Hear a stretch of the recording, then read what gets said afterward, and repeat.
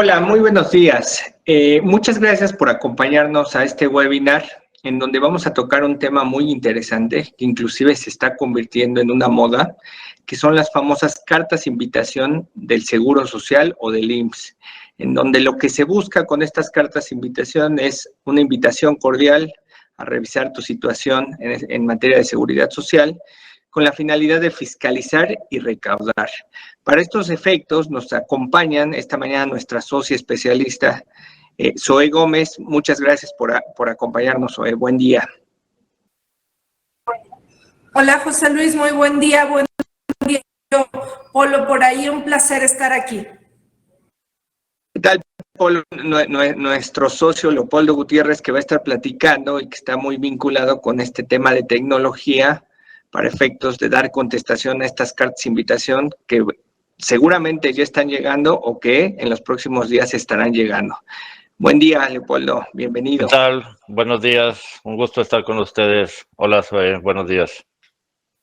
Bueno, ¿y por qué este tema de cartas de invitación? Ya en foros anteriores hemos venido platicando de cartas de invitación, sobre todo del SAT, en donde la autoridad fiscal ha estado muy vinculada con el tema de cartas de invitación de ingresos, diferencias de deducciones, diferencias en el tema de CFDI, etcétera. Pero hoy en día las cartas de invitación del Seguro Social pues recobran trascendencia. ¿Por qué? Porque hubo una reforma laboral en donde muchas empresas tuvieron que migrar en este caso, a sus trabajadores de una empresa de outsourcing, una empresa de insourcing a una empresa operativa. Y esto, desde luego, tenía ciertas reglas de transición, como podía ser el tema de prima de riesgo de trabajo. Entonces, hoy en día sí estamos viendo una actividad importante en el tema del seguro social, ¿no? Pero para entrar ya en materia, esto como antecedente obviamente de por qué es importante este tema y por qué recobra la luz de la reforma laboral y los cambios o sustituciones o migraciones de personal que se hicieron, te cedo la palabra, Zoe. A ver, platícanos, ¿qué es esto de las cartas de invitación? ¿Son nuevas? ¿Hay alguna novedad? ¿Hay alguna diferencia? ¿Por qué es importante tocar este tema hoy, el día de hoy? Gracias, José Luis. Mira, yo empezaría por definir qué es una carta de invitación. Y una carta de invitación es cuando la autoridad le solicita al patrón, al contribuyente, depende de la autoridad de la que hablemos, que voluntariamente corrija su situación fiscal. Entonces, creo que desde aquí entra la primera parte del análisis, ¿no? ¿Qué estamos haciendo? ¿Cómo lo estamos haciendo? Y hacia dónde vamos con ello, porque efectivamente hay un formulario específico para la corrección. Cuando hablas de corrección, quiere decir que algo tienes mal. La autoridad no lo entiende de una forma diferente, entonces te estoy dando la oportunidad, sí, de que vengas, te corrijas antes de que empiece un auto formal de autoridad. Te estoy dando una ventana de tiempo, una ventana de oportunidad para que te corrijas, para que lleves a cabo tu proceso de determinación de cuotas adecuada, pueda ser en el tema de integraciones salariales, como bien refieres, el tema de la reforma laboral, sin duda dejó un gran impacto esa migración en materia de riesgos de trabajo. De hecho, hoy es una de las partes que el IMSS va a revisar fuertemente, cómo migré, hacia dónde lo migré y a cuántos migré y cómo me quedaron las primas de riesgos de trabajo. Entonces, creo que es importante saber si vamos a regularizar nuestra situación voluntariamente o no. Eso yo creo que aquí tal vez preguntarle un poquito al Techman, a Polo. Polo, ¿tú qué ves hoy desde esta esfera en materia de tecnología? Sí, gracias, Zoe. Pues digo, la carta de invitación es un método que se utiliza y que acompaña a los distintos programas de fiscalización. Como comenta Zoe, pues no es un acto jurídico per se, sino que es precisamente una invitación a que el contribuyente de motu propio pueda atender una discrepancia, alguna diferencia. Y creo que hoy por hoy, bueno, pues la determinación de las cuotas y de la base salarial, pues se hace y se determina de una cierta forma en la cual esas dinámicas pues pueden llegar a ser relativamente automatizables. Sin embargo, en muchas ocasiones no hay esa congruencia también con otros elementos que utilizan los distintos programas de fiscalización por parte del IMSS, como pudiera ser el uso incluso de los propios CFDIs. Entonces, una parte importante es que hoy las autoridades pues se comparten información, como ya muchos sabemos, y que esa misma información pues se utiliza para validar desde el headcount, desde conceptos básicos hasta ya conceptos muy particulares que están en las propias determinaciones. Al momento de lanzar estas cartas, pues pueden ser muy específicas porque ya es algo muy determinístico la diferencia, y entonces es prácticamente, pues te invitan a autocorregirte por los montos que están establecidos, pero en otros casos son también cartas abiertas donde el propio contribuyente pues tiene que encontrar cuáles son sus áreas de oportunidad o sus problemas a fin de evitar posteriormente pues un gabinete o una fiscalización en sitio, ¿no? Sí, que aquí me surgen un par de dudas de lo que ustedes comentan. La primera es si una carta de invitación, como aquí bien se ha señalado, no es un acto de fiscalización. La primera pregunta es si nosotros recomendamos que en cuanto nos llegue una carta de invitación por parte del Seguro Social, contestarlo. Y la segunda pregunta es, ¿qué pasa si yo soy un contribuyente que me dictamino? También ¿cuál es la diferencia entre ser un contribuyente que me dictamino? ¿Hay alguna diferencia cuando me llega la carta de invitación?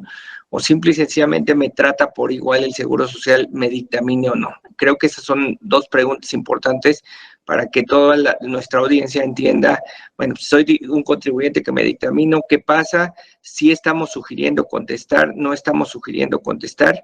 ¿En qué sentido va esta respuesta, Zoe?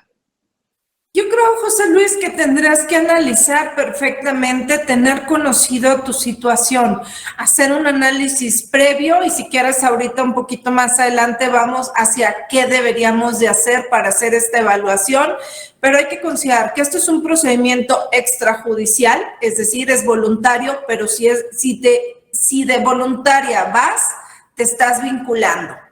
Y te estás vinculando y ahí tienes un periodo, tienes dos ventanas de tiempo. Una, primero, 6 días hábiles para decirle a la autoridad, sí me voy a autocorregir, sí vengo dispuesto a este proceso de corrección patronal. Hay un formato específico, se llama Corp 01, ese es un formato que pide el IMSS, lo puedes hacer electrónico, lo puedes hacer en papel o en medios tradicionales, directamente en 2 sitios, uno en la subdelegación que le corresponda al domicilio fiscal y que ampare todos los registros patronales, o en el domicilio legal, es decir, en el del centro de trabajo y corregirte por ese centro de trabajo únicamente, si es que así lo admite la subdelegación. Son, digamos, los 2 métodos de atención. Ahora, decides no ir adelante porque tu evaluación, tu control interno previo te dice que estás bien, puedes hacer 2 cosas. En cualquiera de los casos creo que vale la pena analizar la carta. Hay cartas que efectivamente son lisas y llanas, cartas e invitaciones que no crean un vínculo fiscal, no tienen una característica de requerimiento, pero hay otras que aunque se llaman cartas de invitación, en realidad son requerimientos formales de autoridad y hay que atender. Por eso vale la pena hacer la evaluación del contenido, de la estructura de la carta que te permite identificar cuál de los 2 documentos es. Si viene fundado y motivado, es un requerimiento e invariablemente hay que darle tránsito. Si es un requerimiento invitando con ciertos aspectos que te deja algunos flashes de información, como decía Polo, y es que parece que es esto, o sabes qué, solamente te invito porque quizá haya algo, vale la pena tener primero la parte del control interno y saber dónde estamos. Ahora bien, si en 15 días no contestas, la autoridad entiende que no te adhieres. Lo que sí, usualmente hace 2, 3 llamadas. Si en ninguna de esas 3 llamadas te adhieres, se da por cerrado el proceso y ahí puedes tener 2 efectos. Uno, y ya los anticipaba un poquito Polo, oye, vas a tener un acto de autoridad directo. Sí y solo si la autoridad fiscal tiene identificado algún indicio. Y si quieres, ahorita le devuelvo voz a Polo para que nos diga desde el ámbito del CFDI, que el CFDI creo que es el gran elemento hoy día en esta parte de la fiscalización, es el gran elemento en el que todas las autoridades fiscales han invertido para desde un mismo documento fiscalizar todas las autoridades. Pero bueno, una vez que tienes la evaluación y dices, no tengo diferencias, mis salarios bases de cotización o de aportación, si fueran para el Infonavit, están bien determinadas. Mis bases estatales, porque también se nos olvida que el impuesto sobre nóminas hay que pagarlo y hay que pagarlo en cada municipio o entidad federativa. Y, por tanto, bien pagada. Si tenemos, creo que esos 4 elementos o esos 4 enfoques bien definidos, yo diría, si no tienes nada que atender, no te corrijas, porque la autoridad entiende que si vas a un proceso de invitación, hay una corrección. Ok, creo que con lo que contestas, sí es importante hacer una validación del documento para ver cuál es la mejor estrategia. Creo que ese tema sí es muy importante para las empresas que hoy nos acompañan, que se analice el contenido y sobre todo en qué consisten las desviaciones e inconsistencias. Que hoy en día, Polo, en la experiencia, ¿qué es lo que generalmente hoy en día la autoridad dice, hay una desviación o hay una inconsistencia? ¿O cómo detecta estas desviaciones o en qué consisten, que de tal suerte que hoy en día está llegando cartas de invitación? Sí, pues básicamente digo, es utilizar los propios conceptos que se timbran y contrastar esto contra la propia determinación que hace la empresa con base a su sistema de nómina. En muchas ocasiones puede haber, como lo señala esta lámina, discrepancias en lo que es el SUA, los pagos ya propiamente, cuando la propia autoridad pues ingresa y ve discrepancias en cuanto al número de trabajadores, puede requerirte información detallada a fin de validar incluso contra la propia declaración de ISR, diferencias que ayuden a determinar una omisión en el pago de las cuotas o en la propia determinación del salario base. Esto es lo que pues están buscando todas las autoridades, como comentaba ahorita Zoe también, en la parte de impuestos sobre nómina pues ocurre algo similar.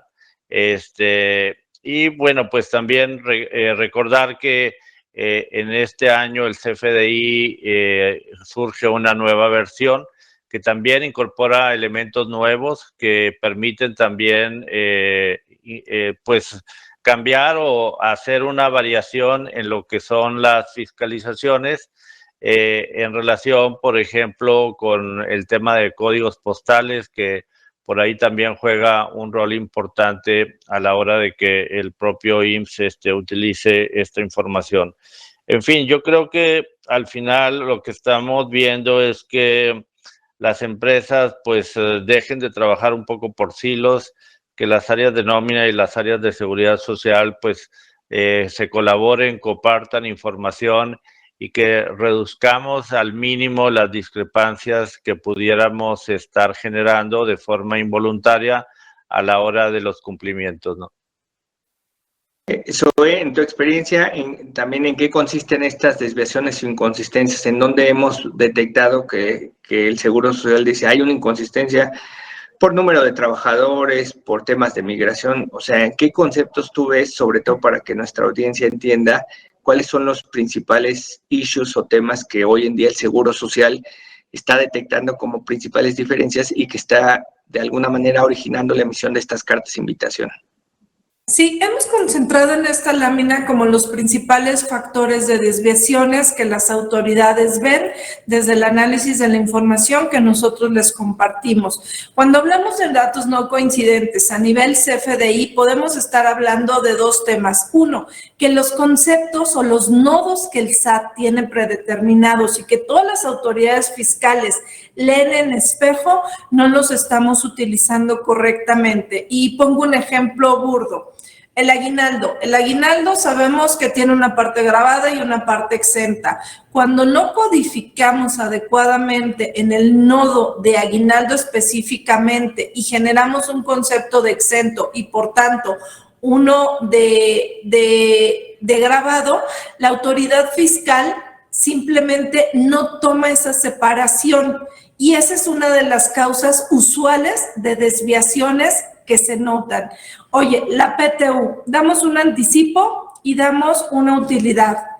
Cuando das un anticipo, en lo general las autoridades fiscales entienden que no hubo un remanente, que no hubo un excedente y por tanto no hay una utilidad a repartir. Por ende, no lo considera y no considera las exenciones. Cuando este visor del SAT, que creo que hoy ya todas las empresas y trabajadores nos hemos acostumbrado a leer, lo ven, dicen, oye, pago un concepto que no graba y no acumula. ¿Por qué no graba y no acumula? Porque en mis libros, en mi contabilidad interna, se llama diferente a lo que la autoridad fiscal determina y manda que se haga en cada uno de los nodos que tiene establecidos. Así que es bien importante que atendamos a esta codificación del SAT para que todas las autoridades lean exactamente lo mismo que estamos pagando y transaccionando. Y de ahí nos vamos a confrontarlo. ¿Qué hacemos a nivel pago de cuotas? El SUA. El SUA son las emisiones con las que pagamos las liquidaciones de cuotas obreros patronales ante el IMSS. Y las EMAS, ¿qué son las EMAS? Las emisiones mensuales anticipadas, es decir, las cédulas propuesta de la autoridad del IMSS y del Infonavit, que se llaman EVAs porque son bimestrales.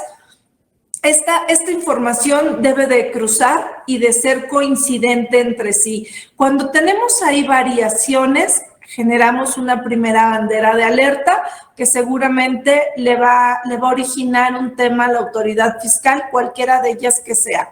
Después, número de trabajadores afiliados. Oye, yo autoridad fiscal veo que en las emisiones hay 50 personas, en el SUA hay 60. Y en los FDIs, ¿qué crees? Que veo 20. Oye, ¿por qué veo diferentes? Ah, porque fíjate que tenía 30 personas que no tenían RFC y por tanto no pude timbrar y no tomo la deducción fiscal. Ahí entra un primer análisis. ¿Qué debemos de hacer? Y si es un sujeto obligado, indiscutiblemente es un sujeto de aseguramiento al régimen obligatorio de la ley del IMSS, es decir, pago de cuotas y por tanto debiera de ir emparejado el IMSS y el SUA. Ahí quizá el SAT o el CFDI se nos va a quedar cojo, pero sí es un tema que debemos de tener identificado y es aquí donde justo me refiero a ese control interno. Después, ¿qué estamos haciendo con las haciendas locales? Oye, es que no tengo aperturados los registros patronales. Recordemos que esta reforma laboral justo eliminó los registros nacionales, los registros por clase, y lo que nos dejó fueron los registros tradicionales o locales. Entonces, debería yo de tener un registro patronal en cada municipio o entidad donde tengo un centro de trabajo. Y a eso acompañarlo, obviamente, del pago de las cuotas del impuesto sobre nóminas o del impuesto al trabajo en cada uno de los estados. Cuando ahí no nos empiezan a ser coincidentes los datos, también viene una desviación. Después el tema de riesgos de trabajo, que insisto, derivado de esta reforma y de la gran migración de trabajadores que tuvimos, este es hoy el momento de esta fiscalización. ¿Qué hicimos para efectos de clase? Oye, conservamos la clase, teníamos mal la clase y nos reclasificamos, o tomamos la clase nueva o la más siniestrable, que es decir, la más alta, que es lo que la autoridad del Seguro Social siempre va a pretender. Recuerden que con que uno esté expuesto al riesgo, en lo general, jala a todos hacia ese riesgo. Entonces, hoy no podemos operar con 5 clases, que tal vez sería lo ideal. Oye, dejémonos de cosas, ¿no? Démosle a todos los patrones 5 clases y que clasifiquen en cada uno de los rubros a los trabajadores. Hoy no se tiene eso. Tienes una sola clase para todos tus registros patronales. Entonces, hay que ver qué hicimos. Y obviamente eso nos repercutió en la prima, en el porcentaje que pagamos por riesgos de trabajo. Conservamos la misma prima, tuvimos una prima ponderada o tuvimos una prima inicial, que comúnmente se le llama la prima media de la clase. Eso nos debemos de regresar a contrastarlo contra las emisiones de la autoridad. Viene ese factor de prima. Si ese factor de prima es diferente hoy, quiere decir que la autoridad no empató con nosotros en el procedimiento que hicimos. Y estas migraciones, creo que aquí es importante regresarnos a ver qué hicimos y qué vamos a hacer, José Luis, porque además hoy creo que la primera migración grande fue la sustitución patronal, pero no necesariamente era la que debíamos o necesitábamos hacer. Lo que pasa es que los tiempos no daban para una fusión que tal vez era lo aplicable. Entonces, vamos a tener, creo que este año 2022, todavía un segundo momento de migración importante. Entonces, es importante que limpiemos esa primera etapa. Cuando migramos a la gente, la migramos con antigüedad, la migramos con o sin variables, ¿y qué les hicimos? Si no lo hicimos en ese tenor, ¿por qué no lo hicimos? Porque liquidamos la antigüedad, salimos del contrato comercial que teníamos con ese tercero que administraba la gente, etcétera, etcétera. Es tiempo de revisar esa partida en específico.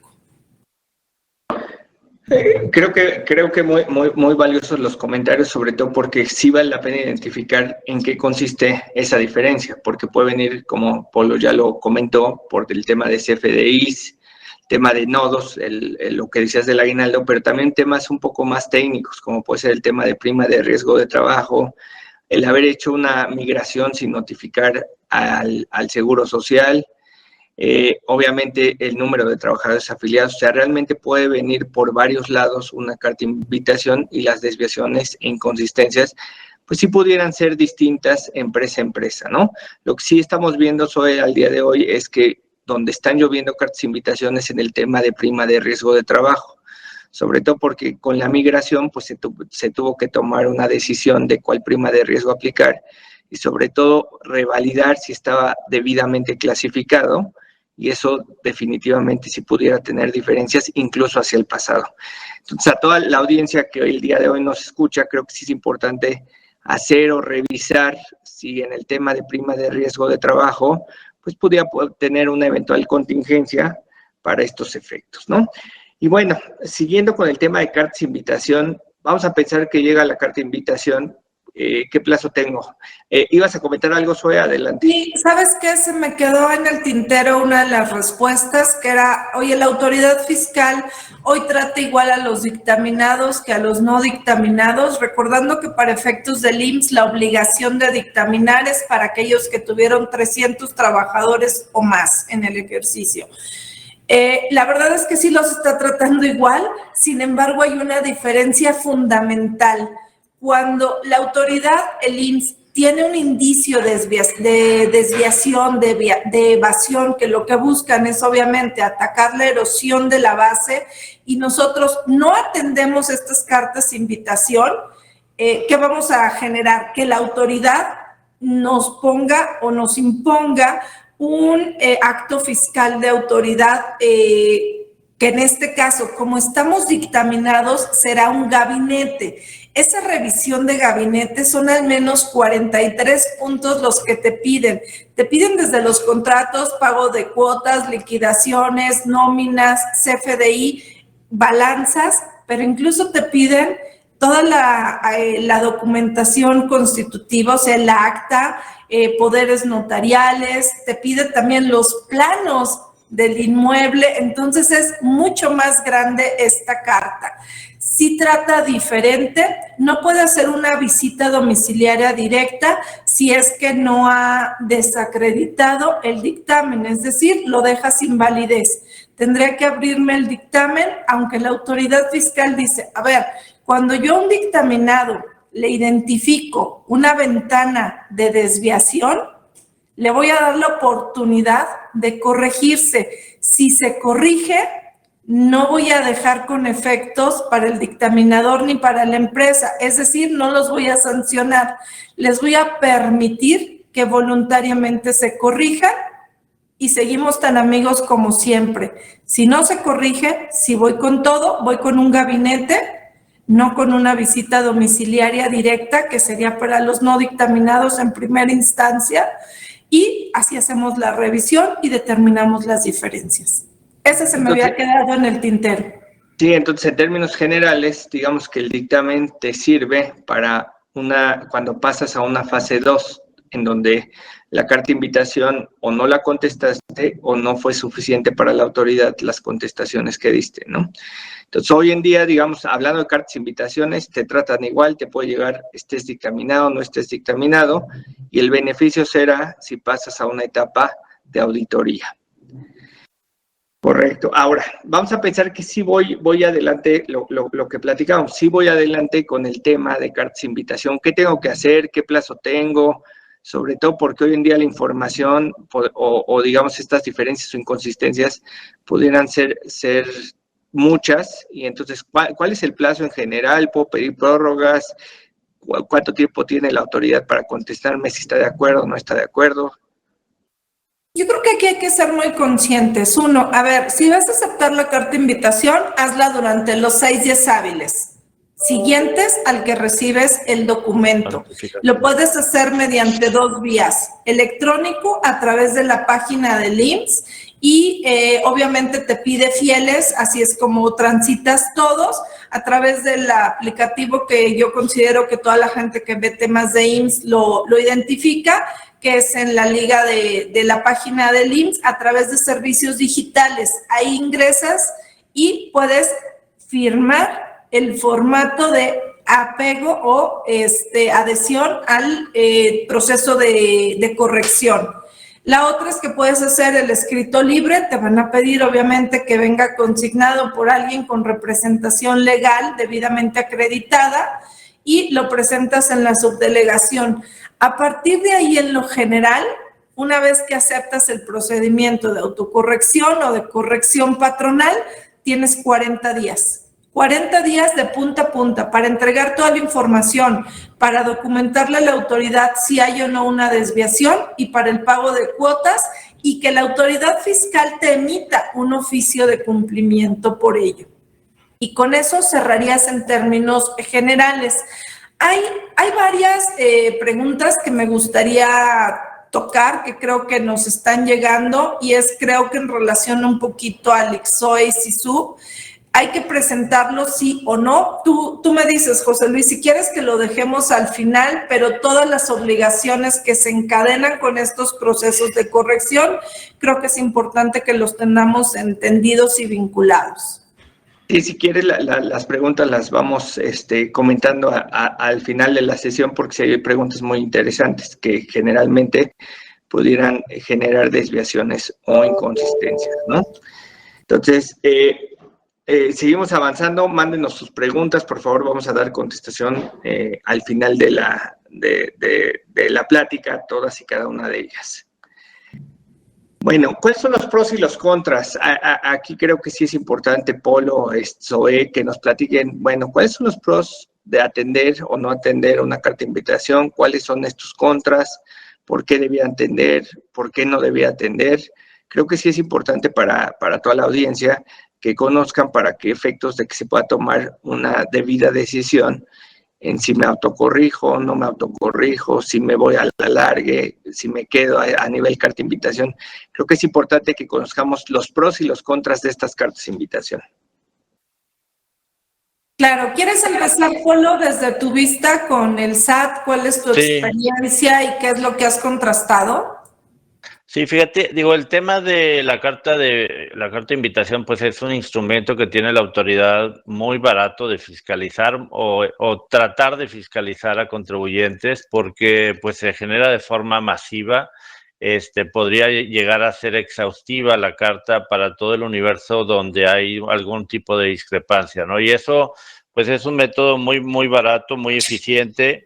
Pero también puede ser un método que pueda perder o se pueda debilitar en la medida en que se hace también de forma indiscriminada, porque las cartas de invitación, pues que no tienen una secuencia, pues el contribuyente o el patrón tendería a, pues simplemente a nulificarlas, a no hacerles caso, o decir, pues no hay ninguna consecuencia posterior derivado de que haga o no haga tal cosa, ¿no? Entonces, ese es un punto que creo que es importante mencionar, hasta donde también las autoridades pudieran estar abusando del tema de la carta de invitación. La segunda parte, como ya comentabas hoy, también es ver de dónde viene esa carta. La carta en muchos países se utiliza también como un medio para mejorar el cumplimiento de los contribuyentes o de los patrones, y en ese sentido, pues hay que ver también si proviene de un programa de fiscalización ya muy puntual, como comentabas tú, José Luis, el tema de primas, o hay alguna línea en la propia carta que nos identifique a qué programa va dirigido, y en ese sentido entonces se acota mucho ya el tipo de respuesta que tenemos que dar. Y lo otro que también quisiera comentar es que, pues sí, los tiempos de respuesta son relativamente cortos y por lo que comentas, Zoe, hay que tener también, pues, un defense file, un archivo ya muy bien armado para en cualquier momento que se detone una carta, pues esa documentación tenerla ya a la mano. Pero sobre todo, de nuevo, creo que el tema de tecnología aquí es donde vuelve a aparecer, porque no es necesariamente que las diferencias no existan, sino también saber aclarar a la autoridad a qué se deben las diferencias. Ponías ahorita sobre algunos ejemplos donde la autoridad no tiene la información completa y muchos conceptos los pudiera estar integrando de forma completa cuando a lo mejor operan de forma parcial. Y todas esas diferencias, pues al final son parte, digamos, de la explicación que tenemos que dar a la autoridad para justificar las diferencias, ¿no? En ese sentido, bueno, pues solamente estar, pues sí, alertas, qué tipo de carta es, quién la está lanzando, si es el área de fiscalización o es un área más de seguimiento a algún tipo de programa, pero sobre ese contexto, entonces, pues mi punto sería nada más señalar, estar listos, entender bien la ecuación que se utiliza pues en los distintos modelos de riesgo que tiene la autoridad, que es básicamente bajar lo que es toda la parte normativa, obviamente, a la propia determinación y pues evitar errores, ¿no? Sí, sin duda. Y sabes, yo creo que aquí diste justamente en el punto, Polito, el tema del modelo de riesgos de la autoridad. Hoy la verdad es que todas las autoridades fiscales tienen modelos de riesgo ya bastante estándar y que parten justo de ese CFDI. ¿Cómo estoy reportando? Porque ahí el CFDI es yo le llamo el chismoso favorito de todas las autoridades, porque no admite ningún elemento de evaluación. Yo no sé si en tu empresa le llamas sueldos, salarios, jornadas, pago diario, como le llames, el nodo es el 001, es sueldo y salarios, y forma base, integra y acumula. Entonces, no tiene ningún tema de evaluación en ese sentido. El nodo es el 001. Es correcto, Zoe. Luego entonces, ay, perdón, si me ayudan ahí, se está filtrando y me está rebotando mi audio. De evaluación en ese sentido. Gracias. Luego entonces, creo que el primer elemento que debemos de estar revisando justamente es tenemos bien ese timbrado. Señalaste por ahí también, Polo, y creo que lo estamos perdiendo de repente de foco y de momento, la versión 4.0 del CFDI que traemos ya hoy en convivencia, dice la autoridad, y que de forma definitiva entrará el 1 de julio.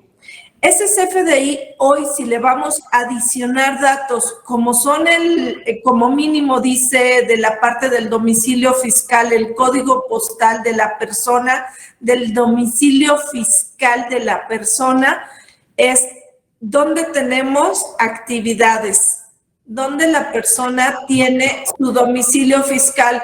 Oye, no porque yo tenga mi domicilio fiscal en Tijuana, quiere decir que tengo un centro de trabajo en Tijuana. Tienes toda la razón, pero sí son de los elementos que en esos modelos de riesgo de la autoridad vamos a caer con incidencias, porque alguien que tiene su domicilio en Tijuana, ¿qué hace trabajando en la Ciudad de México de forma permanente? Creo que tienes dos cosas que hacer ante el SAT, o cambiar tu domicilio fiscal si es el tema, o abrir el centro de trabajo en Tijuana que no estás dando de alta hoy. Y con ese centro de trabajo, el pago de cuotas IMSS en aquella entidad y el pago de impuestos estatales en aquella zona. Entonces, creo que esos modelos de riesgo son los que nosotros debemos, si no de emular, de sí llevar en análisis, que sí debemos de llevar en análisis al interior para saber, ¿es un pro o es un contra el hacer este proceso de corrección con la autoridad? Oye, a ver, no está vinculada. Esta carta de invitación, ordinariamente les llamamos, son llamadas a misa. Si quieres asistir, ve. Pero si además de ir te vas a confesar, hazlo bien. Y para llegar a ese momento de la confesión, debes de saber cómo estás adentro de casa.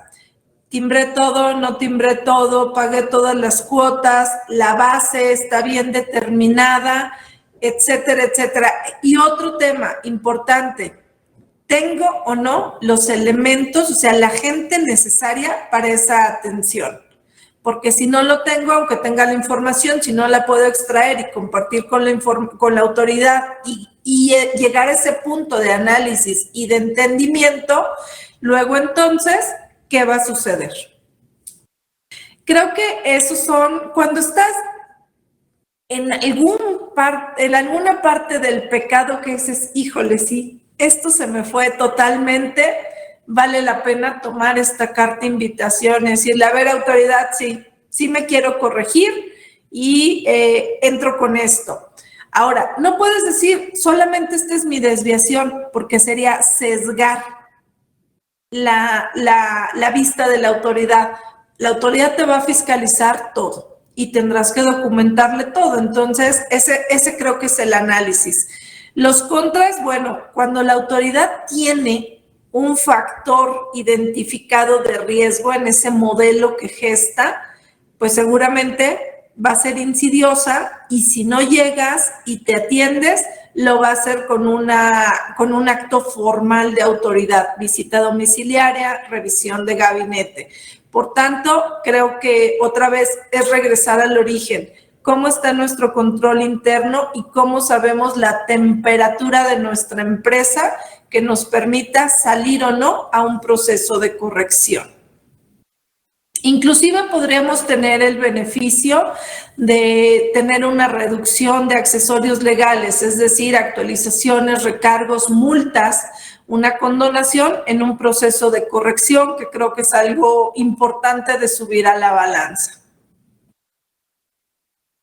Y tal vez ahí uno de los elementos importantes también en los contras es que si derivado de la no atención a la carta, pues hay un riesgo implícito de que la autoridad pase o escale de método, ya sea a un gabinete o a una visita domiciliaria, y pues sabemos que en esos momentos, pues la autoridad tiene mucho más herramientas para llegar a fincar un crédito de forma significativa y por eso pues es importante también aprovechar la invitación que hace la autoridad a corregir.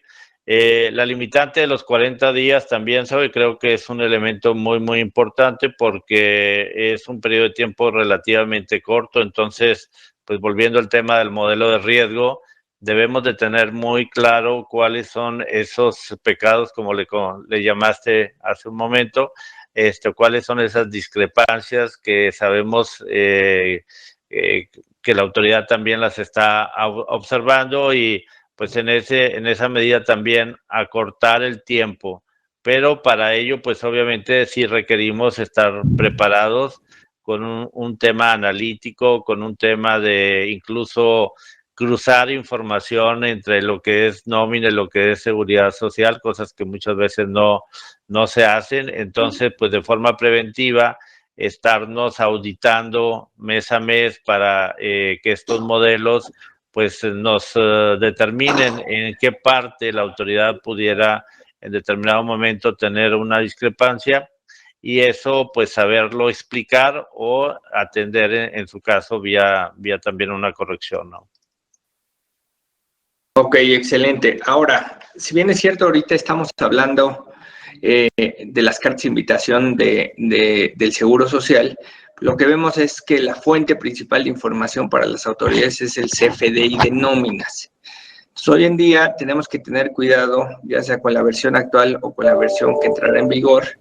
Creo que sí es importante hacer un análisis de qué es lo que está haciendo diversas autoridades con el tema de CFDIs, porque es ahí donde tenemos que tener cuidado. Es parte de la información que hoy en día ya tienen en el día a día, y que esto definitivamente cada una de las autoridades pues la utiliza para efectos de ejercer facultades. Entonces, vemos que hay una misma fuente de información, pero cada autoridad sí tiene un distinto objetivo con esa información. Entonces, ahí, Polo, me gustaría que nos platicaras cómo es que el CFDI hoy está siendo visto por el SAT, por el IMSS, por las haciendas locales, por el Infonavit, por la Secretaría y en general por cualquier autoridad que tenga fines recaudatorios.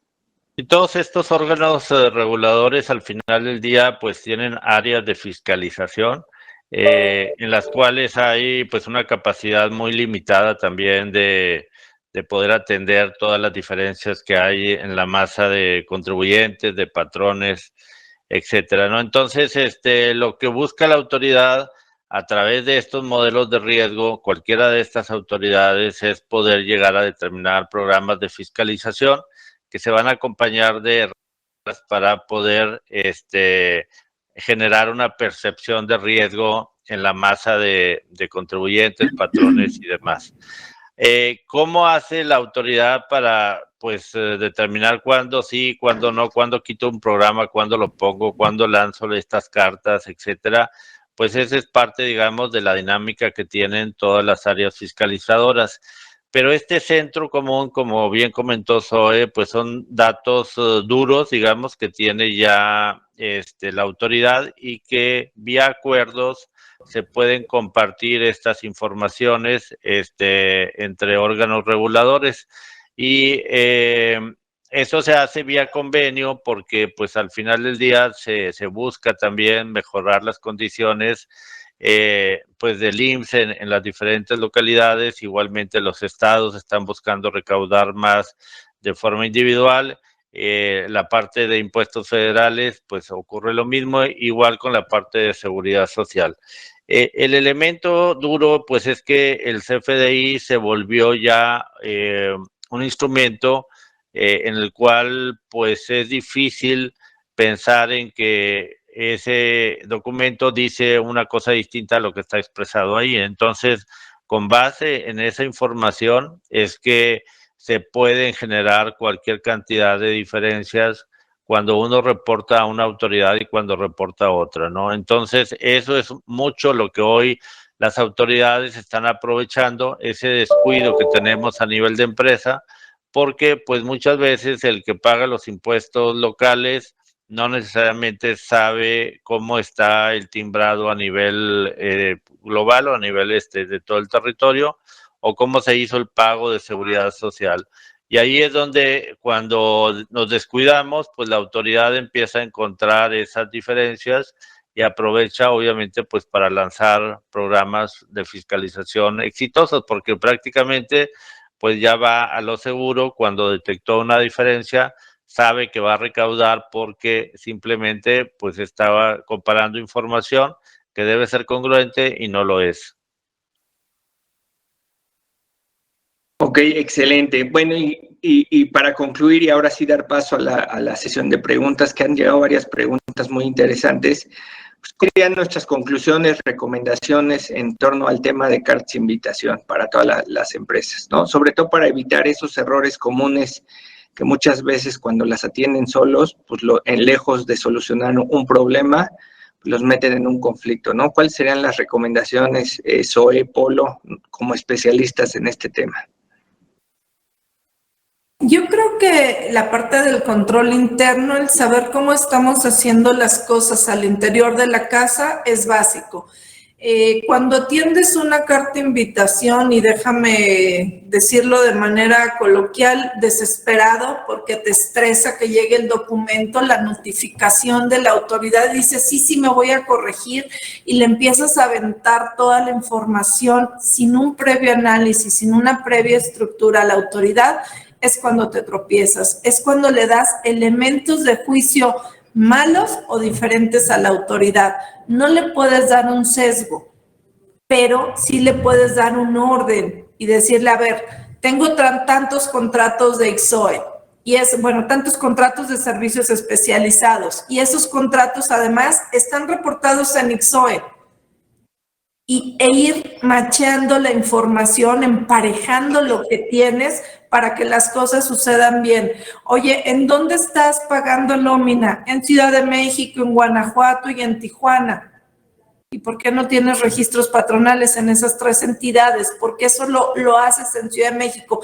Es que lo hago centralizado administrativamente. Perdón, ahí sí la legislación es clara y te pide un registro patronal en cada municipio o entidad federativa. Solo la Ciudad de México se considera un solo municipio. Entonces, atender como a todos los preceptos legales que debamos de estar cubriendo.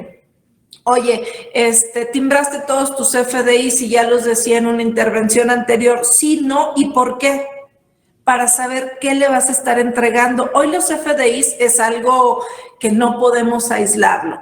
De hecho, el anexo 1 del dictamen justo te pide eso, la conciliación contra CFDI, todas tus remuneraciones y todo tu timbrado. Y hoy, inclusive, creo que eso es de lo que México como país ha hecho muy bien en la parte fiscalizadora, y es ese CFDI. De hecho, la DIAN, que sería el SAT en Colombia, está emulando nuestro sistema, y adivinen quién lo ayuda. El SAT de México tiene un convenio de colaboración y allá también ya se está reportando nómina. ¿Cómo se reporta nómina? Con un XML. Fíjense qué ironías, ¿no? Entonces, hoy las autoridades creo que van a seguir migrando hacia allá porque, insisto, no permite elementos de juicio. Por eso coincido también con Polo. Es un procedimiento barato. Yo aviento todas las cartas y el que caiga y se fiscalice, bien. Entonces, si vamos a atenderlo porque tenemos una desviación, agarrémoslo específicamente y vayámosle dando la información estructurada, ordenada y revisada a la autoridad previamente por nosotros. Polo, ¿cuáles serían las recomendaciones, sugerencias para este tema de cartas de invitación? Yo creo que el tema preventivo y estarnos auditando continuamente es algo que parece que es una inversión, un gasto innecesario, pero también creo que es un ahorro de tiempo, de dinero, de disminuir el riesgo, y creo que pues tenemos que ir al ritmo que las autoridades van, y es este hecho que ya comentaba. El hecho de que se compartan información nos obliga también a ser congruentes a la hora de las propias determinaciones de los pagos, y ante cualquier autoridad tenemos que ser muy sensibles qué información se envió al resto de los órganos reguladores para pues evitar estas inconsistencias. Y lo otro es, pues de nuevo, estar pues continuamente apoyándose de la tecnología. Creo que hoy sin ello no podemos pues seguir estas recomendaciones porque pues sí es una inversión de tiempo importante, y estos modelos que ya están hoy en día en el mercado, pues son de mucha utilidad para, de nuevo, trabajar de forma preventiva, tener el defense file muy bien armado en caso de que la autoridad nos requiera, y pues establecer también una estrategia, como ya comentaba Zoe, cómo responder a una carta dependiendo de su contenido, de quién la emite, etcétera, ¿no? Ok, excelente. Bueno, digamos, para concluir la plática y pasar a la zona de preguntas, porque hay varias preguntas, ¿dónde los podemos contactar, Paul o Zoe, en caso de que las empresas quisieran contactarlos por alguna duda específica, algún tema de carta de invitación o en general cualquier tema vinculado a algún acto de autoridad? Su servidora en zgomez@garridolicona.com. Me encuentran y estoy disponible con todo gusto.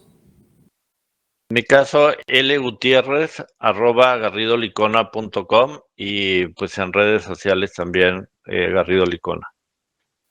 Ok, pasamos a la sesión de preguntas, que muchas de las preguntas están vinculadas con uno de los comentarios que dijiste, Zoe, de cuántos registros patronales tengo que abrir, sobre todo cuando yo lo hago centralizado. Y mira, aquí alguien pregunta, y vamos contestando todas que están vinculando, o todas estas preguntas que están vinculadas con el tema de registro patronal. Dice, ¿en la Ciudad de México puedo tener un solo registro patronal si tengo 3 centros de distribución en distintas alcaldías? En la Ciudad de México se considera un solo municipio. Es la única entidad federativa que se agrupa de esa forma. De ahí en fuera, inclusive el Estado de México, que pueda ser Cuautitlán, Tultitlán, no sé, Naucalpan, Tlalnepantla, cualquiera, cada uno indica un registro patronal diferente por cada uno de los centros de trabajo que se tengan.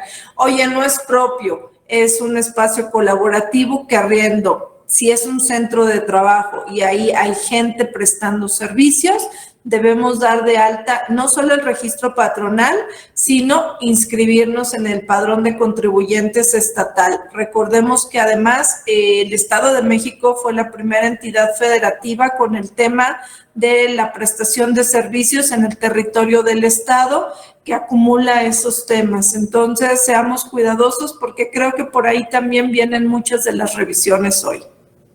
Entonces, realmente, hoy en día el no tener un registro patronal, pues sí tiene una consecuencia, una implicación en materia de contribuciones locales, porque seguramente lo que está haciendo es pagando todo el impuesto local en donde se encuentra la oficina o la matriz, pero en los distintos estados seguramente no se está pagando el impuesto estatal por los trabajadores que ahí estén, ¿correcto?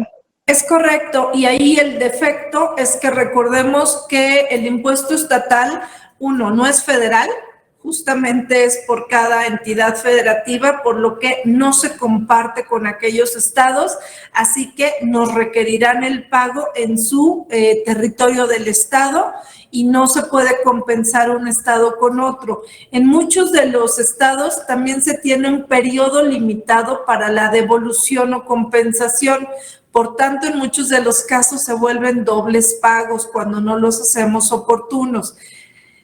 Y la otra es que, aunque el IMSS, digamos que es federal, porque se paga uno solo, sí requiere que se haga la segregación de pagos por cada uno de los registros patronales en donde se tiene un centro de trabajo. Entonces, hoy el riesgo, digamos, de no tener un registro patronal aperturado por cada oficina o lugar donde tenga empleados, es que me puede llevar a un doble pago de impuesto local, porque seguramente ya lo estoy pagando en la entidad donde está la casa matriz, pero la entidad estatal hará su fiscalización y dirá, ese impuesto no lo debiste pagar, ejemplo, Ciudad de México, esto es Puebla, porque aquí están tus trabajadores, y entonces que hayas pagado allá no implica que hayas cubierto tu obligación y entonces me debes, y entonces te puede llevar a un doble pago por el mismo concepto, ¿no? Entonces creo que sí es importante validar y verificar en dónde están mis trabajadores, si tengo o no tengo un registro patronal por municipio, como lo platicaba Zoe, sobre porque aquí una de las preguntas me dicen, oye, yo no tengo oficinas en el interior, tengo espacios de coworking. Eso no implica que no tengas que tener un registro porque ahí tienes gente trabajando, ¿no? Correcto. Ahora, digamos que con eso contestamos las preguntas vinculadas a si debo o no debo tener un registro patronal por cada centro de distribución de trabajo. Ya vimos que sí, y que el efecto es en tema de contribuciones locales. Otra de las preguntas que dicen es, oye, ¿qué pasa en términos generales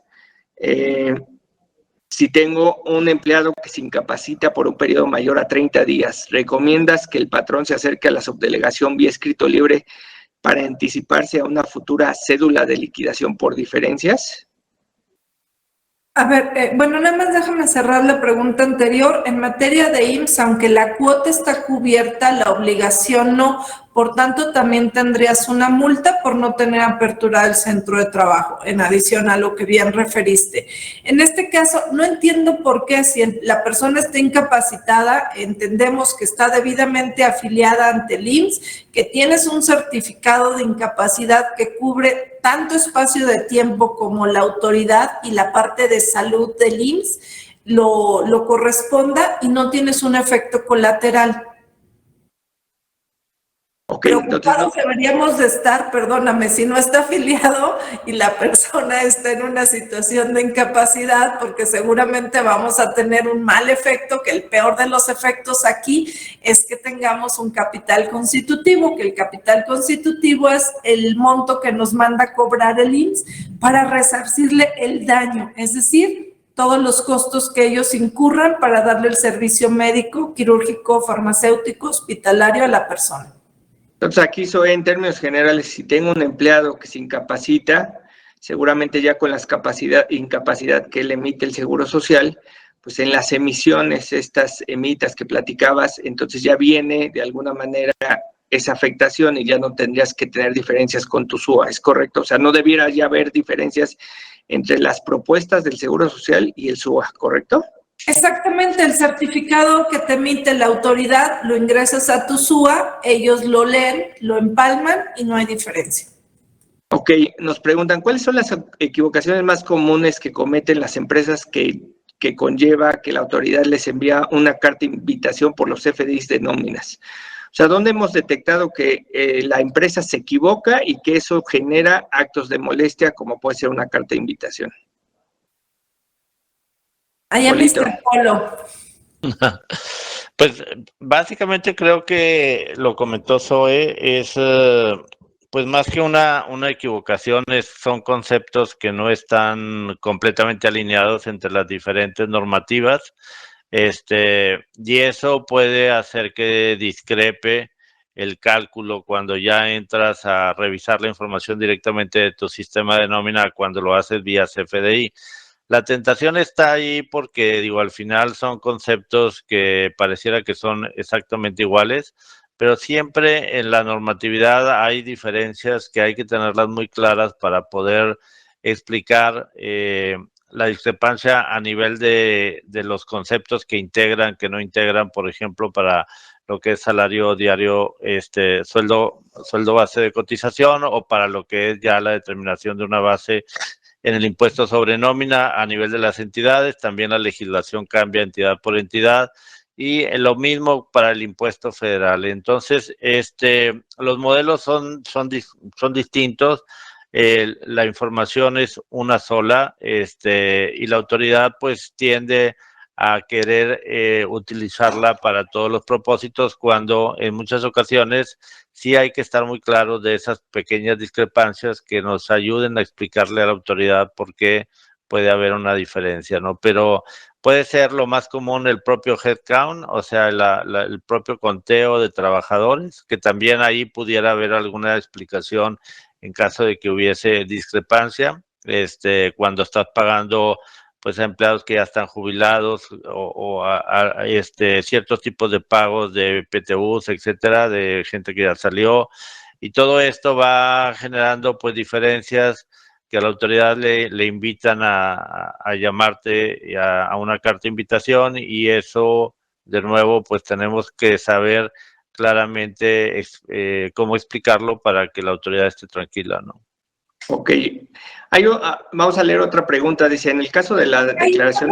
José Luis, ¿te puedo interrumpir un minutito? Ese tema creo que es esa limpieza del CFDI, yo creo que es lo primario que debemos de observar. En adición a lo que bien refiere Polo, son los tiempos de timbrado. Aunque tenemos por miscelánea un desfase que nos permiten hasta 11 días que nos vayamos en el plazo posterior al timbrado, cuando me refiero a posteriores al momento de la bancarización, no debiera de ser, porque eso nos genera que se acumulen para efectos del SAT en un periodo inclusive diferente. Es decir, si yo pago la nómina el día, déjenme pensar que la pago el 25, pero timbro hasta el día 10 siguiente, a lo mejor no me lo acumulan en el mes actual, sino en el siguiente. Y eso obviamente me da descompensación y no me cuadra el ISR retenido y enterado. Por tanto, otro tema son todos aquellos conceptos de pagos especiales, como bien lo refería Polo, ¿no? PTU, aguinaldos, indemnizaciones. Oye, cuando estás pagando una indemnización constantemente, perdón, estás haciendo algo diferente, ¿no? Entonces, todos esos conceptos de pagos especiales, cuando se ven muy abultados o en todos los periodos del año, llaman la atención a la autoridad porque no debieras de esperarlos. Es decir, la PTU a lo mejor se ve en mayo, el aguinaldo se ve en diciembre, las indemnizaciones sí se ven en todo el año, pero no en la misma proporción que los salarios, por ejemplo, ¿no? Entonces, creo que esos son los conceptos que habría que revisar. Perdóname, y el subsidio que te genera por ahí un tema también de retenciones diferentes, sobre todo cuando las personas no laboran el periodo mensual completo, también te genera mucha discrepancia. Y si tienes alta rotación en tu empresa, seguro te va a estar botando factores de alerta. Y otro tema, José Luis, también agregando es los errores al momento de lanzar el timbrado. Muchas veces hay duplicados, versiones que pueden estar operando de forma simultánea, como es ahora la 3.3 y la 4.0, y que las empresas no se toman el tiempo de hacer las cancelaciones debidas. Creo que aparte en 2022 todavía pues se agregan complejidades adicionales porque a partir de este 2022 pues la parte de las cancelaciones se restringe al periodo en el que fueron emitidos los comprobantes, y hay que estar muy alerta de cómo está ese timbrado, esa nube que tiene el SAT de nosotros como empresa, y en su caso, pues estar mes a mes validando y corrigiendo la situación en caso de que hubiese ocurrido un escenario como el que comento, ¿no? Ok, y bueno, ya para cerrar muy rápido, nos preguntan, en el caso de la declaración del ICSOE, si este cuatrimestre no firmé contratos de servicios, pero estoy trabajando contratos firmados en cuatrimestres anteriores, ¿debo presentar esta declaración sin información?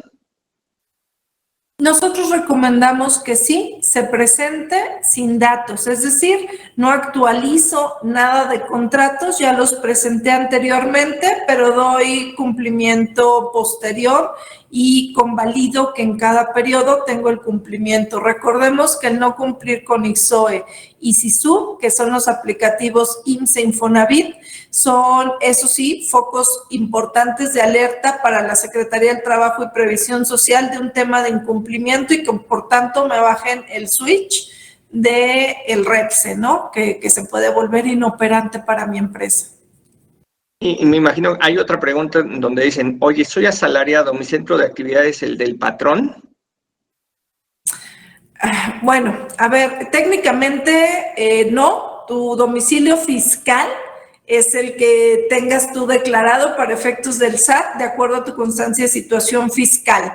Sin embargo, de acuerdo al Código Fiscal de la Federación, para las personas que únicamente perciben ingresos por salarios, pueden declarar el centro de trabajo como su domicilio fiscal. Sin embargo, aquí el patrón compra la parte del trabajador y creo que esa es la parte complicada, porque si te definen a ti alguna diferencia en lo personal, en lo individual, me van a venir a notificar a mi centro de trabajo, ¿no? Entonces, creo que cada uno debiéramos de tener nuestro domicilio fiscal debidamente actualizado ante el SAT.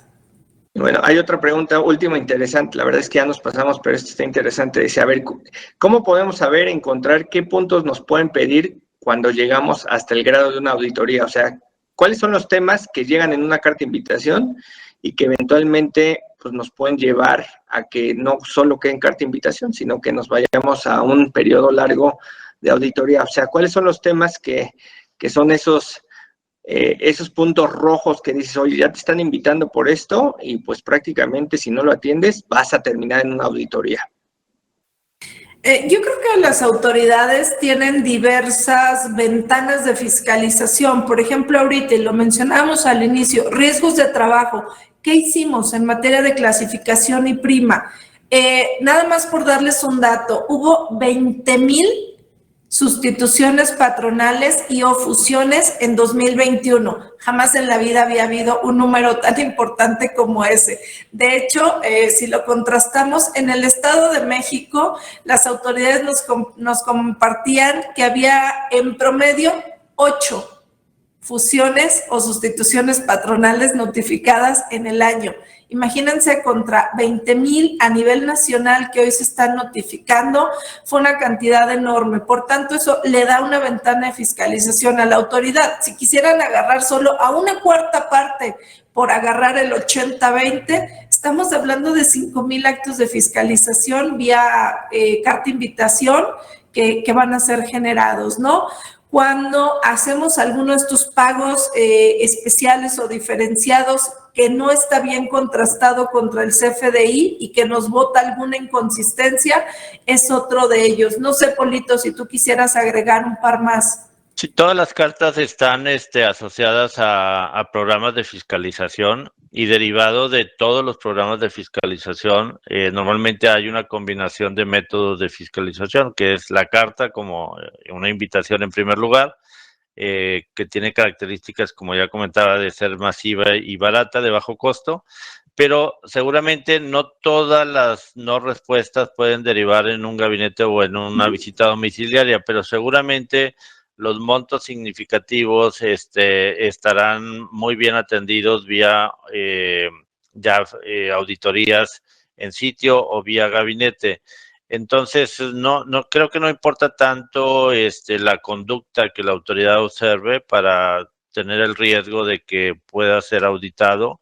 Es más bien de prioridades de la autoridad en cuanto a la capacidad instalada que tenga la misma, pero estoy seguro que todos los programas de fiscalización tienen una combinación de métodos y entonces cualquier conducta puede derivar en un acto de fiscalización más profundo, ¿no? Ok, pues les agradecemos, ya contestamos prácticamente todas las preguntas.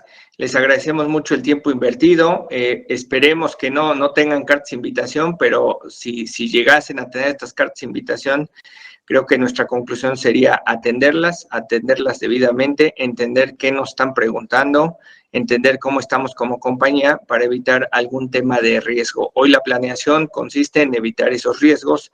Les agradezco el tiempo, les agradezco a Zoe, a Apolo. Si ustedes gustan contactarlos por algún tema, ya nos dieron sus datos de contacto. Y pues muchas gracias. Gracias a todos. Y recuerden que Working for You trabaja para ustedes con tips fiscales en nuestra página GL Working. Gracias. Hasta luego, buenos días y que estén muy bien. Hasta luego.